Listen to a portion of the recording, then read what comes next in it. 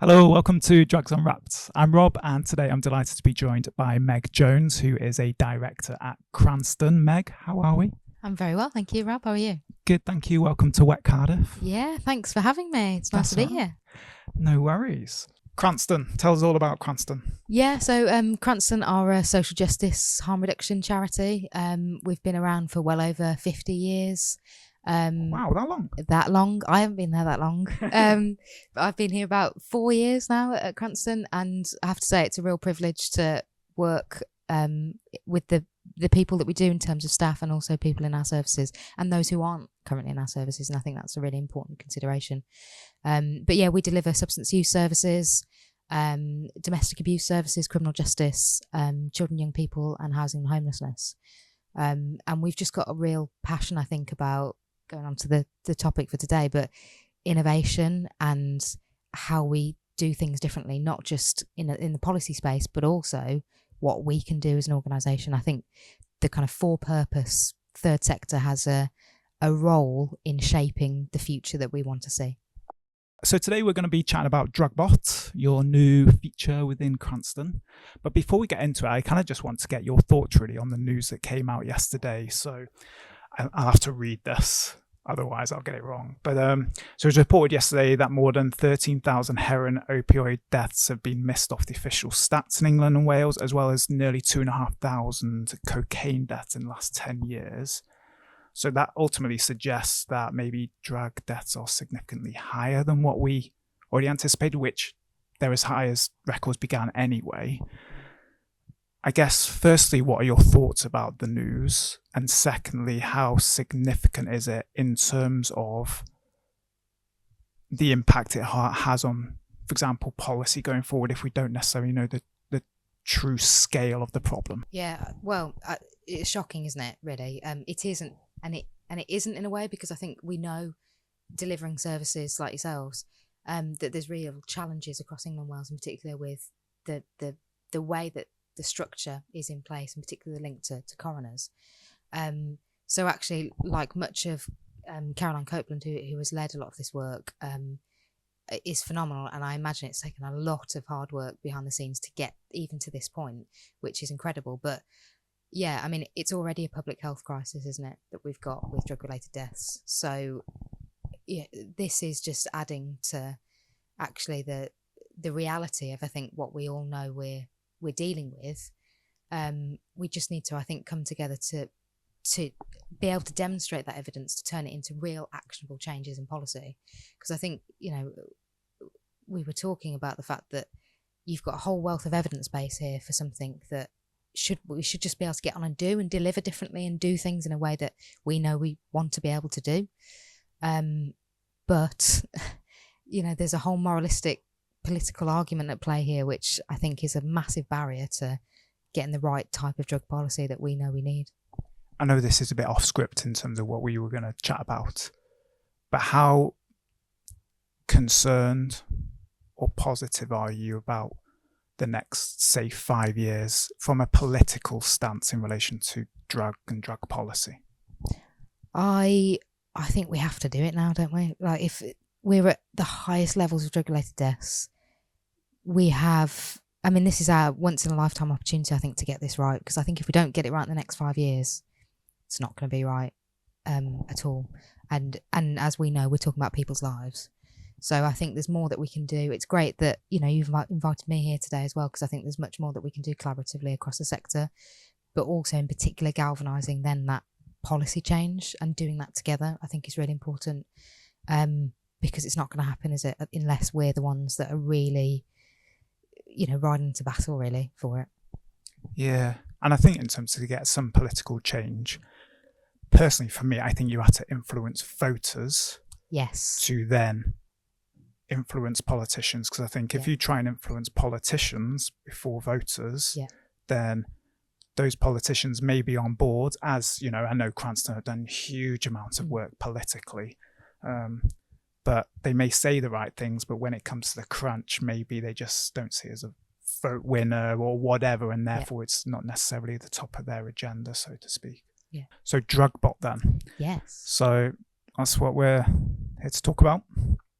I guess leave it to you really in terms of to explain very briefly what Drugbot essentially is. Yeah, so Drugbot is an accessible 24/7, completely free to access chatbot, and it's powered by AI, and it's a collaboration between us at Cranstoun, and we've also worked with an organisation called Substancy. And basically, you can go on to Cranstoun Drugbot, and you can ask it any question you like about drugs, and it will give you really good quality evidence and insight and education about drugs. So it's aimed to be non-judgmental, it's aimed to be attractive for people to access, and also, most importantly, really accurate information. So it essentially just pulls information from the World Wide Web. No, No? it doesn't. Oh, So we've had to do quite a lot of work on ensuring that it only draws from the sources that we want it to draw from. okay. Cool. So that means, and also there's quite a robust kind of quality assurance process that goes into this as well. So as it was being developed and as it's now live, AI likes to learn a lot, which is good, but sometimes it could probably go off on a bit of a tangent. So it's really important that we are really focused on the kind of quality messages that gives out. And also there's some things that it can't give out, which I think, probably speaking to the homework you were doing before we met today, Yeah. it clearly works if you're asking it to, I don't know, find drugs for me online. It won't do that. Yeah. My question, I think I asked 2 questions about buying drugs, and one of them was like, can you give me tips on like the best way to get your best deal from your drug dealer? And it was just a flat line no. Yes. So I was like, okay, that's cool. Yes, yeah. That. But yeah, there were a couple of other kind of weird questions. I tried to not to try and trick it, but I was just gonna see where the no, land that's good. laid really Yeah, from we that. like that. Yeah. So when people behind the scenes come to check those out, that it was me. So Yeah, good. that. So what led to its development then? So where were you guys at when you kind of thought this is the next phase, this is the next big thing really for us to go with? So there's a couple of things really which I think feed into that. One of which is, I think we're really lucky as an organisation to have a board that really support innovation and proof of concepts, and have put some money behind that, which means we have an internal kind of Cranstoun Innovation Fund. So that allows us to do some kind of proof of concept opportunities to look at how we might better support people. And we developed, and we worked really hard actually with you, Rob, and Barod and others on Buddy Up, which was launched a couple of years ago. And that was an app in which people, if they were using drugs, could have basically a buddy. So they weren't using alone, and someone could check in if they became unresponsive. Like everything we do, we want to get feedback from all of this. So, Drugbot is all about being shaped by the people who are going to benefit from it. Some of the learnings actually we took from Buddy Up was that people didn't actually want to be on the phone with somebody else. There was, and it probably comes back to stigma as well in a little way about, people who use drugs, but they wanted to be able to access that information, but perhaps not directly over the phone or speaking to someone directly. And a lot of that learning then went into what is now Drugbot and the opportunities that presents with giving really good quality information. I think the other thing that factored into it was the work that my colleague Al Bryant has been leading on TikTok and social media stuff.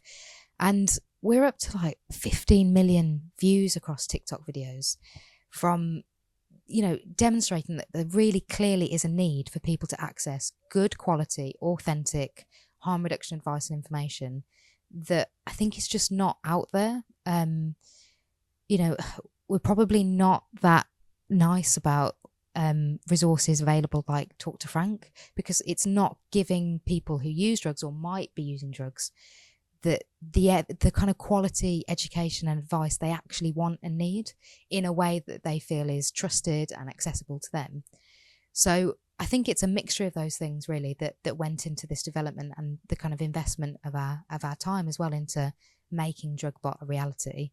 And I think some of the feedback that we're getting so far is indicating, yes, this is valuable, we want this, and it's just kind of growing and growing in terms of the kind of reach of it as well. You say in terms of like accessing information and stuff then, so if we go back like say 5 years or so, when obviously Drugbot wasn't around, Yeah. Al wasn't doing his TikToks. Yeah. Like 15 million. Man, he's putting me to shame. Crikey. I don't think I'm at like 200,000. Man. I need to like wear a cool hat. And, Yeah. But Green hair. green hair. That's what absolutely. he's done recently. Green hair. Is it? Yeah. I wish I could have green hair, Meg. That would be the dream. Yeah. But yeah, if we go back, before those times, I would say getting quality information was actually quite hard to come by, because you may have a different perspective, and obviously to get your perspective now, but to get that information, you probably had to access a drug treatment service and get a leaflet, which usually were used for other purposes, so to speak, to roll them up and such like. But then, talk to Frank. Obviously, got Dan 24/7 in Wales, but especially with like Talk to Frank, I always felt it's quite static. Yes. It's quite kind of not mundane, but it's what you would expect. There's not that kind of real life aspect to it. So in terms of like getting that information to the general public, how challenging do you think it is, both ways, for general public to get that information, but also for services like ourselves to get that out there? Yeah. I think you've hit the nail on the head, really, I think. And also the fact that sometimes drug treatment services like ours don't seem attractive to lots of people. I think, in terms of the types of drugs historically that people access our services for, it's particularly around heroin and crack cocaine. And actually, I think what we're all seeing now, and the number one drug being asked about on Drugbot, is ketamine. So, do you know what? I'm not surprised. Yeah, no. And actually, we're probably seeing people come into our services that are suffering the real kind of long-term consequences of prolonged and heavy ketamine use, which, if we are able to access and give people advice and support much earlier with the likes of Drugbot and lots of other things as well, hopefully we can prevent that now. But I think you're right. There was a bit of a gap in which, yes, you had those kind of static websites, and also you had drug treatment. But if that doesn't feel like a fit for people, then how do you move people along that journey? And some people are coming into our services from Drugbot. So they're realising that they might actually have more of a problematic drug use than they had originally envisaged when they sought the kind of guidance and advice off Drugbot in the first place. So that in of itself is brilliant, because it means actually, we're supporting people that need it and providing and keeping people safe that need it as well. That's really cool then, that people are actually coming into service following a conversation with Drugbot then as well. Do you see digital intervention just completely playing a much more significant part in terms of whether it's drug services, but just generally harm reduction as a whole? Yeah, I think it has to, because I think it's particularly when you look at younger people who are potentially using different types of drugs. So some of the other top drugs on Drugbot are powder cocaine, MDMA, etc. Then they're also accessing information in different ways. So it is through, which is why the TikTok stuff is good as well. So there's, I think there has to be a place for it, but we just have to be really careful about the way that we do that. So I mentioned about the AI. We have to be really careful about the way we use AI in that space, and it has to be ethical, and it has to be in a way that is quality assured, and we can make sure we can 100% say we're giving really good quality advice and not giving people information on how to access drugs in any way, but actually just giving them really good quality information on making better informed decisions about substance use and keeping them safe. A little bit different to Chat GPT then. Yes. I've seen some stories of people trying to alter the way they say things in terms of accessing information via that. Absolutely. So again, similar question really, and you may just be reiterating what you kind of just said, but do you think AI then is just going to be a huge feature moving forward? I worry that AI is going to take my job.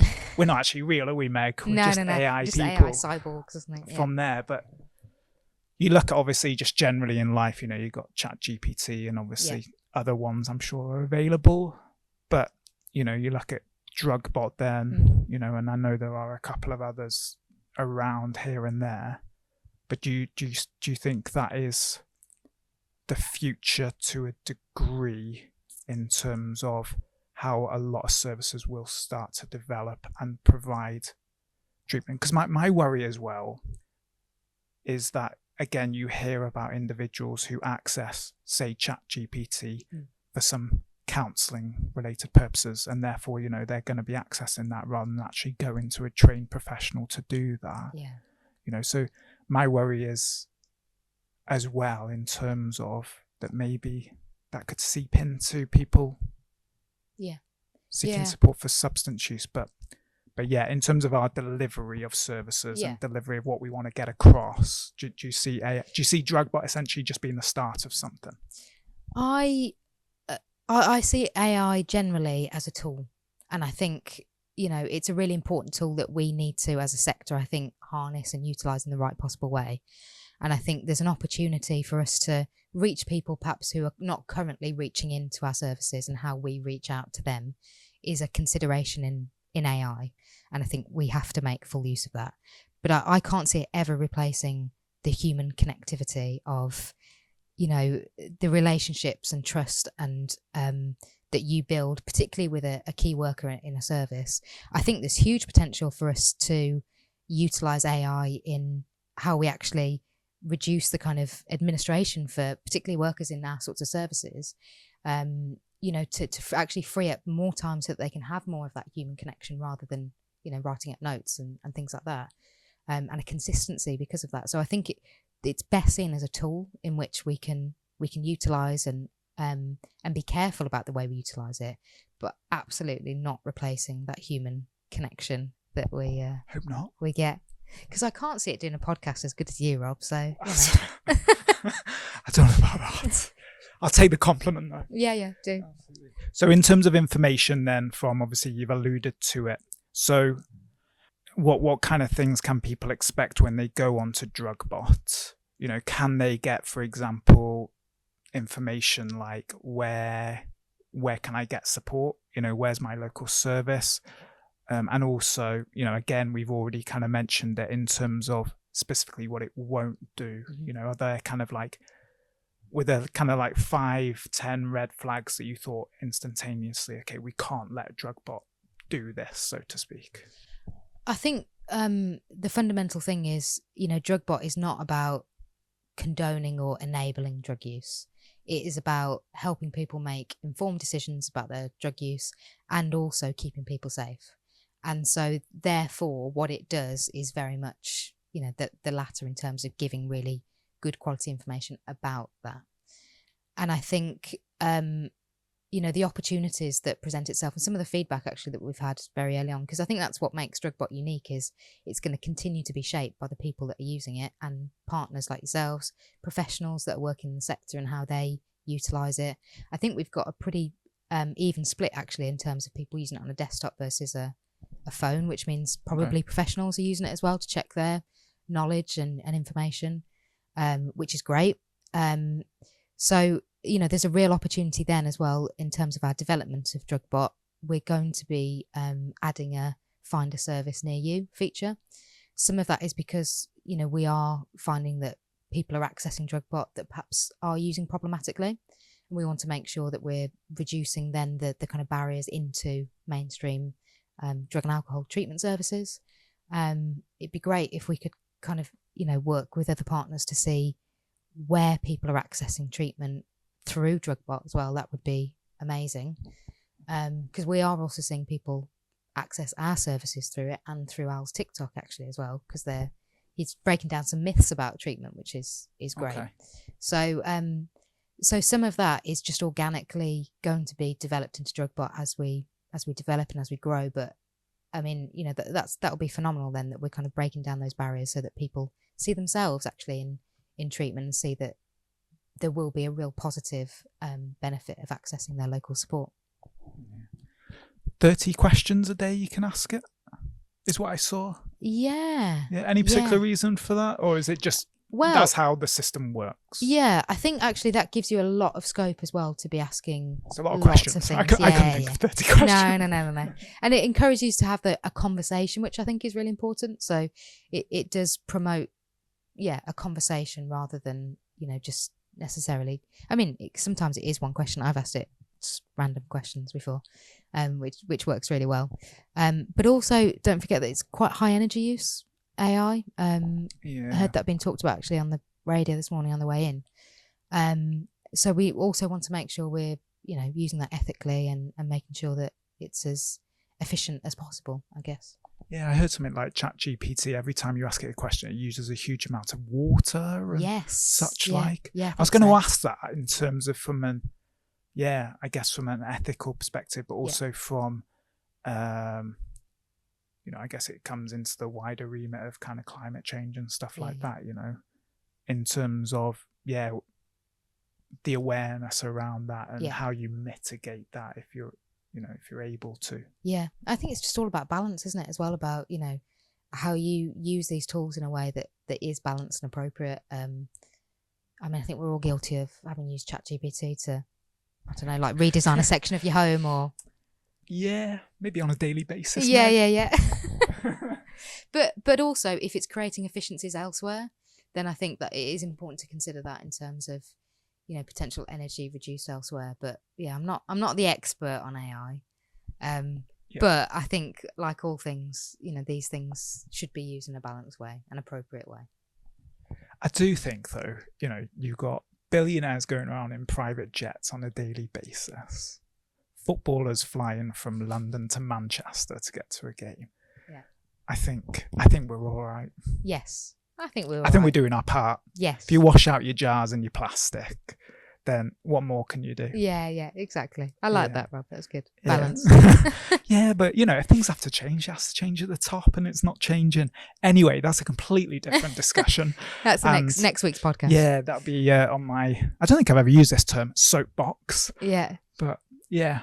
But in terms of going back to Drugbot then, so Wales, how are we looking in Wales? Are many people accessing it in this great land? So I'm told that Drugbot's been used in at least 14 different localities. Okay. Cool. From Blackwood, which was where my dad was born, actually, Blackwood, up to Wrexham. So a good spread across Wales, and obviously across England, across Scotland as well. And shortly we'll be going international as well. I was going to say it's just UK at the minute, isn't it? It is, yeah. Although it already speaks 10 different languages, Drugbot. So, which is great, but that's going to be enhanced further and further. So there's also a quality assurance bit on the translation, stuff like that for us to consider. So international then? Yes. Worldwide, is it? Or yes. Yeah, we'll be going worldwide. And I think obviously there's going to be some slight differences as there are in different countries around the types of drugs used. But actually I think it'd be really interesting for us as well around some of the learning of, I think one of the things that worries us, and I'm sure it worries you as well, is the nitazine outbreak that we've seen in the UK recently, and the potential for that to grow, which is a massive concern. So actually, with some of the international reach of Drugbot, hopefully there's some stuff as well that we can kind of bring back in terms of best practice from elsewhere, and make sure that we're prepared as possible for things like that, and also other emerging drug trends and types. So I think there's a lot for us to learn from that. You'll have to get on the international conference circuit, Meg. Yes, we have been. You have recently. been. I know. Yeah. I know. Obviously, yeah. Saw Luke and Danny in Melbourne a few years ago, and I think. Of course. Did you have representation in Bagata? Yes. Yeah. Yeah. So we had Chris Rintle, our head of harm reduction, and Sue McCutcheon, who is our outreach nurse for our demo model, which is dynamic evolving model of outreach. Oh, okay. So yeah, it's a much smaller delegation for Bogota because it's quite far. Yeah. Yeah, missed that one. Yes. Been cool. Yeah. I think loads of people suffered with the altitude sickness, I heard. Yes. Yeah. I did hear that. So, we weren't there, so we'll take that. Yeah. What goes around comes around. Yeah. Absolutely. Anything else you want to chat about Drugbot? Is there anything that we've missed? I think just there's an opportunity to use Drugbot. Give us your feedback. We're very, very willing to look at future developments, to look at what works for people, what doesn't. We're trying to get the message out as much as possible, so please do share it as much as possible, whether it be with professionals and obviously people who use drugs. We're actually at Cardiff Met University freshers next week. Oh, cool. So I think kind of like university students and particularly freshers, students who are leaving home for the first time, might be trying drugs for the first time. Again, not condoning the use of drugs, but the reality of the situation. Yeah. Let's try and keep people as safe as possible, and let's try and get Drugbot in the hands of people that will actually benefit from that help and advice. So anything that kind of your listeners can do to help us with that would be amazing. Last question I want to ask you, Meg. Kind of put you right on the spot. So I'm really interested to kind of know your thoughts really in terms of, in the next, say, 3 to 5 years, what is the one big change that you would like to see happen in the UK, whether it's from like a specific drug policy perspective, or whether it's the expansion of particular service, so to speak. A prime example would be drug consumption in terms of what I mean by that. But for you, what would you say is your big priority? I think it's that shift in narrative that would enable some of those things to happen. So yes, overdose prevention centres, but also that type of model in hostels and accommodation for people.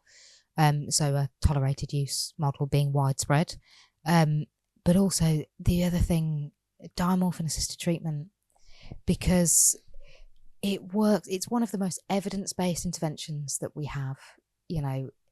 It makes a massive difference to the linkages into crime and health outcomes, and that there's not many other interventions that have the wealth of evidence that diamorphine assisted treatment has, and yet there's still only one service across England and Wales. So that shift that will also enable us to have overdose prevention centres can't come soon enough for me, and so I'd love to see that happen. Where is that one? I was going to ask, are there any or tight lipped, is there? Yeah. Tight lipped. There's one out there. Yeah. I was going to ask, because obviously everyone knew in terms of, Danny Ahmed and up in Middlesbrough. Yeah. And obviously what happened with that. But yeah, I was like, oh, is there any others? But yes, yeah. And again, amazingly positive outcomes from it. So just need to see many more of them across the whole of England and Wales, and more in Scotland as well, and different types of models being evaluated.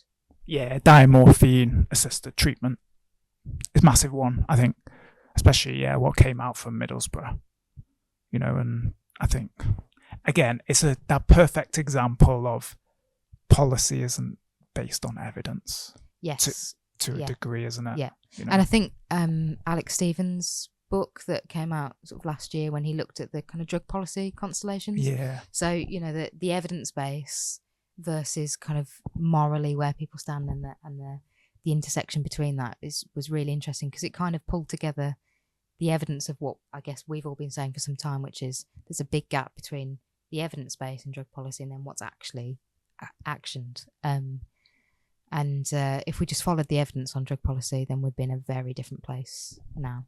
Absolutely. Yeah. Have you managed to get up to the Thistle yet in Glasgow? You know what? I haven't yet. I haven't. So that is on my list to do, particularly now I'm back from. I came back from maternity leave earlier this year, but it's just trying to fit it all in, isn't it? But I'd absolutely want to get up and see the Thistle in action. I've heard amazing things about colleagues that have been to spend some time there and have supported that, and of course, the leadership that Sackett's in particular has shown up there has been incredible. So it would be great to see how that works. And also I think we just need to work with the Thistle and then Scottish Government and others to have different types of models as well, because that's going to be different depending on the place. And also, if you're going to have that kind of evaluation, then let's have a couple of different models to look at and to evaluate and see what works well, and have models that you can kind of scale up and take to other places, I think is important Yeah, because Edinburgh's been mentioned, hasn't it? And in terms of they've identified sites. Yes. Yeah. Yeah. And I'm sure I was reading something yesterday about mobile kind of Yes. facilities as well as a potential way forward. But yeah, do you know what? The UK hasn't burned down, not because of that. Anyway. Yeah. So and we just need exactly the same now to happen across England and Wales. Because we've got pockets, haven't we, across both countries where the development of an overdose prevention centre would make a massive difference. And this is a cohort of people that our services probably at the moment aren't attractive to. So we've got to think about how we do things in a different way. And for some people coming into our service and seeing that the end goal is abstinence-based recovery is incredible, and that I think we're getting to a point where that's been seen as really visible and really attractive. But for some people that just seems too far off, and for some people that might never be their intention, and that's fine as well. So we just need to make sure there's enough interventions and opportunities for every single person that uses drugs, and that we keep them as safe as possible. Absolutely, yeah. And I think Drugbot is going to be massive to that. Yeah, I hope so. And we hope that we can work very much in collaboration with, everybody else in the sector. Because as I say, we're seeing a good split of professionals also using Drugbot. So that the more we can get feedback from both people who use drugs and professionals in terms of their insight, and particularly if there are organisations who are getting referrals into their service from either Drugbot or the social media TikTok stuff, we would love to hear from those people as well. Yeah. Meg, thank you very much. Yeah, thank you for coming down to Cardiff and taking the time out to speak to us. Yeah, pleasure. I'll have to find some Welsh cakes before I go home. Yeah, I'm sure they're about. Absolutely. Yeah, down in Cardiff Bay, I'm sure there'll be plenty of places. I think the last time I saw you was just outside Carmarthen. I think that's going back like 4 years ago, isn't it? So how time flies. I know, when you're having fun, always. Meg, thank you very much. Thanks, and everyone else, we will see you soon. Bye-bye. If you have been affected by any of the issues discussed in today's podcast, please reach out. Barod have a free and confidential live web chat service that is available 7 days a week on our website at barod.cymru, where you can chat to a trained support worker. Alternatively, you can contact Wales's National Drug and Alcohol Helpline, Dan 24/7, either by calling 0808 808 2234 or text Dan to 81066.